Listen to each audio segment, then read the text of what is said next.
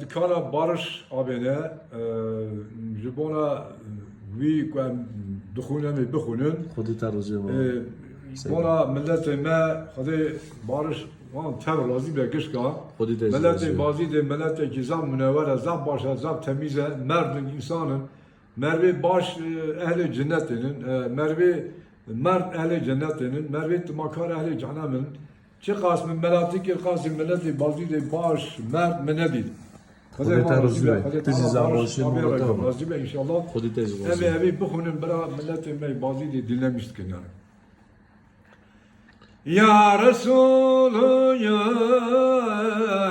Resulü ya insücün ya Şefi'i ya sedre ya namazın tü şefaat kerzibanda ya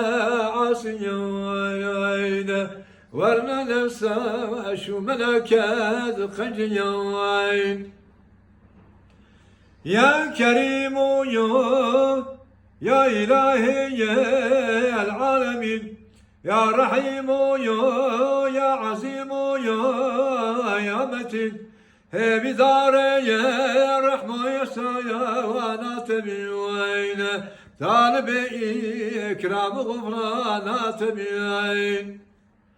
Hadir-i güye Dar mevluya, dar suyul, hebi ya meyet, tübki ya Rab kabul, ne tuğafa yar ve sulta yar uyuybe, ma bebekşetu gufran azluyb. Hamle dağuyu, babi hindiye, müminin, Hamle hindiye, müminatan ecmain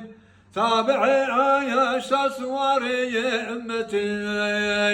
peygamber abin dabitine cenneti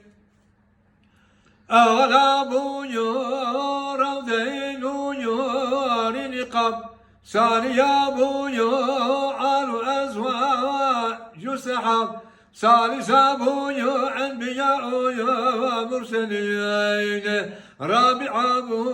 evliya'u müminin Hamzi bahuyu cacuğu zaya tam tamam Hamzi babeye meclise sahib za'am Hamzi babeye tarimameye cadeye Hamdi bana katibime nüskayım. Bu